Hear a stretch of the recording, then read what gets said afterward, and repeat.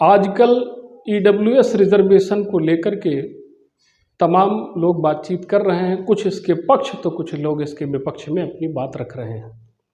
सबसे पहले तो मैं ये बता दूं कि आरक्षण से भयावह, आरक्षण से विकृत और आरक्षण से खराब कोई नीति नहीं है जो हमारे देश को निरंतर खोखला बना रही है। उदाहरण के तौर पर जैसे अंग्रेजों ने हमारे देश को फूट डालो और राज करो की नीति के तहत तबाह किया, आज आज़ादी के बाद हमारे देश के नेता भी आरक्षण को उसी हथियार के रूप में इस्तेमाल करते हुए हमारे देश की एकता और अखंडता पर प्रहार कर रहे हैं। हमें जाति, पंथ और धर्म संप्रदाय में तोड़ करके एक तथाकथित वोट बैंक में परिवर्तित करके सत्ता सुख भोग रहे हैं। मैं आपसे ये कहना चाहता हूँ कि रिजर्वेशन पॉलिसी की समीक्षा क्यों नहीं हुई? विगत इतने वर्षों से यह क्यों नहीं तय किया गया, इसकी समीक्षा क्यों नहीं हुई कि कितने लोग इससे लाभान्वित हुए और मुख्य धारा से जुड़े? इसकी कोई जांच किए बगैर, इसकी कोई रिपोर्ट सबमिट किए बगैर इसको पुनः बार बार इसके दायरे को बढ़ाया जाता रहा और 104वें संवैधानिक संशोधन के तहत ये एक बार फिर 2030 तक बढ़ा दिया गया। कितना गंदा कार्य हो रहा है, कितना विकृत कार्य हो रहा है, लेकिन हम सब इसके मूक दर्शक बने हुए हैं। एक प्रश्न है जो मैं पूरे समाज से, पूरे देशवासियों से पूछना चाहता हूँ कि क्या वंचित तबका किसी विशेष जाति में ही पाया जाता है?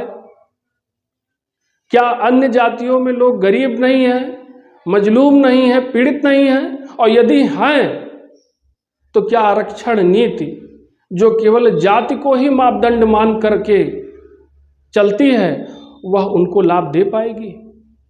और वह नीति जो दो दृष्टि से लोगों को देखे, जहां समानता की बात ही ना हो, तो वह नीति भारत को कहां लेकर के जाएगी? इस पर हमको आपको विचार करना है। अगर हर वर्ग में लोग पीड़ित हैं, वंचित हैं, शोषित हैं और आर्थिक रूप से पिछड़े तमाम लोग हैं, तो क्यों जाति को ही मापदंड माना गया है? क्यों नहीं आर्थिक आधार पर आरक्षण की व्यवस्था सुनिश्चित की जाती है? बल्कि आरक्षण की नीति तो अपने आप में पूरी तरीके से विकृत है। हमारा स्टैंड है कि आरक्षण को पूरी तरीके से समाप्त किया जाना चाहिए, लेकिन समाप्त करने के बाद विकल्प के तौर पर ऐसी नीति को लागू करना चाहिए जो वास्तव में जो वंचित लोग हैं, समाज की मुख्य धारा से कटे हुए लोग हैं, उनके उत्थान के लिए वह नीति कार्य करे। एक संरक्षण नीति हमको लेकर आगे आना होगा। नेताओं को जो इसका समर्थन कर सत्ता में बने हुए हैं, एक वर्ग विशेष की नेतागिरी करते हैं, ऐसे लोगों को हमको सिरे से खारिज करने की जरूरत है। हमें अपने देश को बचाने की जरूरत है।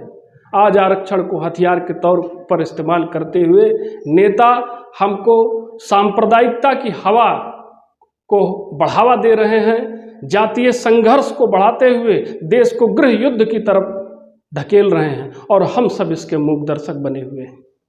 हमें एक ऐसी नीति की जरूरत है जो वास्तव में गरीब, वंचित, शोषित, पीड़ित तबके को मुख्य धारा से जोड़ने का कार्य करे और यह नीति संरक्षण नीति होनी चाहिए जो व्यापक तौर पर इस चीज़ को एड्रेस करे, जो लोगों को आगे बढ़ने के समान अवसर उपलब्ध कराए, संसाधनों को मुहैया कराए, न कि उनको जो है कम योग्य होने पर भी योग्य पदों पर आसीन कर दिया जाए। या तो वही बात होगी कि हम योग्यता से खिलवाड़ करेंगे और जब योग्यता से खिलवाड़ करेंगे, योग्यता का सम्मान नहीं करेंगे, तो हमारे देश का जो क्रीम टैलेंट है, जिसे देश में सम्मान नहीं मिलेगा, तो वह विदेश में पलायन करेगा और हमारे देश की मेधा का लाभ हमारे देश को नहीं मिलेगा। तो इसलिए भाइयों, आप सभी से करबद्ध निवेदन है, आप चाहे आरक्षित तबके से हैं, चाहे अनारक्षित तबके से हैं, आज हमारे देश को अपनी आरक्षण नीति पर पुनर्विचार करना होगा।